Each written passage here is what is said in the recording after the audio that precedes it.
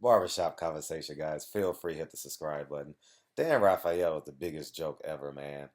And Chocolatito is a hell of an opponent. I mean, a hell of a fighter, but he is not pound for pound. He's not pound for pound one of the best fighters in the world. Top five, excuse me. Um, and it goes to show you how in cahoots HBO and ESPN are. You guys understand what I'm saying? If you listen to the commentary last night on both fights, you see where they want to go, and that's their prerogative. They're in the business, believe to make money. But it goes to show you if they have the decency to keep a Floyd Mayweather, um, respect Andre Ward, where would they be? There's other fighters in between. There's promotion companies that did a terrible job, but it just goes to man, it's amazing how I'm listening to Dan Raphael. Uh, I called him, not called him. I was listening to him ask the questions, and it's just how the fuck. Think about this, guys. Think about what job in the world. Think about this. What job in the world will you look at Dan Raphael and be like, I respect him? And he is a reporter on Contact Sports, and obviously he don't get in the ring.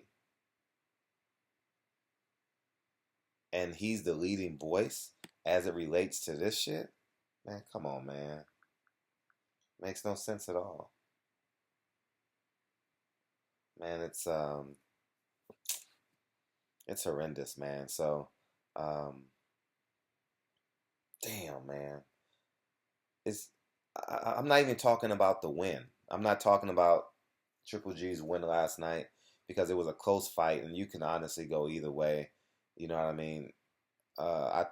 I thought he clearly won the fight. I thought he clearly outboxed him.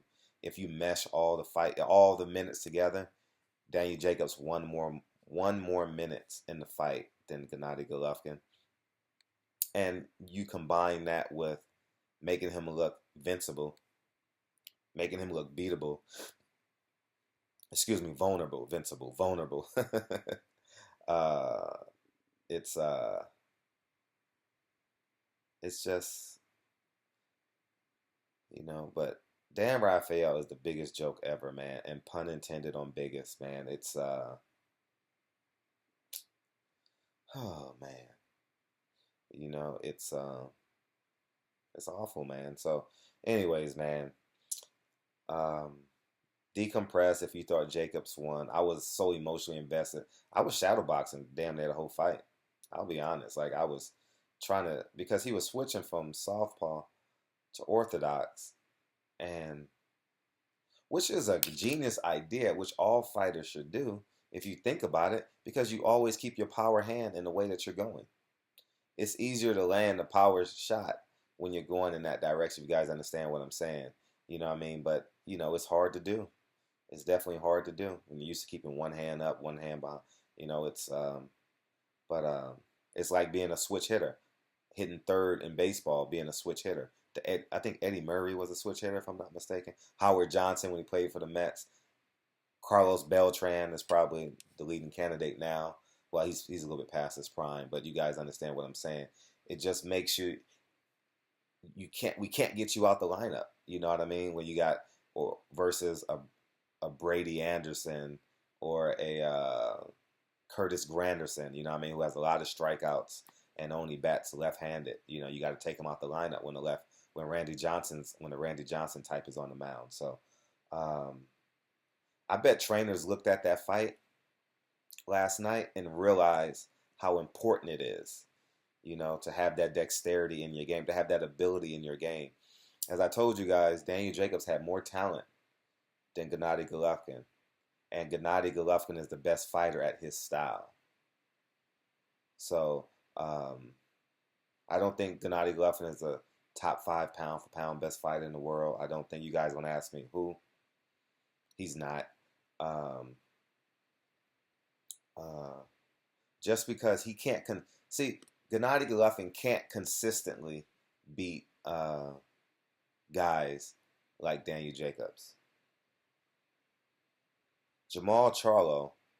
See, here's the catch with Jamal Charlo. If he throws a punch, I know I'm going off different subject. This should be a different video. But Jamal Charlo, when he throws a shot and it gets blocked, the power reverberates through Gennady Golovkin. And he wasn't quick to move on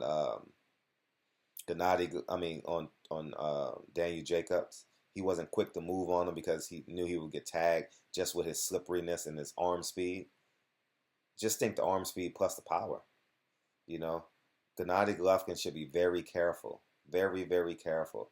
And I'm talking to you guys. You guys got to be more diligent in who you trust that feeds you this boxing information. Because, and I'm not saying I'm God of boxing, but trust the people that tell the truth. You know what I mean? There's no such thing as being unbiased. You know, everyone has a motive, everyone has inspiration, everyone has a purpose. So it is impossible to be unbiased. It's perspective that forces you to say, oh, this person's unbiased, right? So, with that being said, how can you value a voice like Dan Rafael and see it as like ace high of reporting? You know what I mean? It's just, you know. So anyways, barbershop conversation. You guys are definitely awesome. And I should have more videos up today, hopefully. I literally hadn't slept yet. You guys, I did an interview from 4 to 5 last night, and I was trying to upload all these videos, but my computer wouldn't work, so I stayed up and did some other work, and now it's noon. And I need to go to bed, man. Hey, March Madness on, so I'll be watching that with one eye open. And I appreciate all the support throughout this fight. You know what I mean? I appreciate all you guys supporting me and believing in my mission statement. It will never change. You know what I mean? And it's last night vindicates my mission statement about even if I don't know black fighters, they still need a voice. And even if I never meet them, or they never meet me, or never hear my videos, that doesn't deter me from acknowledge. The only Christopher I acknowledge is Wallace. And the white motherfuckers ain't gonna get it, but I know who I'm talking to right now. And at the end of the day, the only Christopher I acknowledge is Wallace. So anyways, man, barbershop conversations. Feel free, hit the subscribe button, and talk to you guys soon. Peace.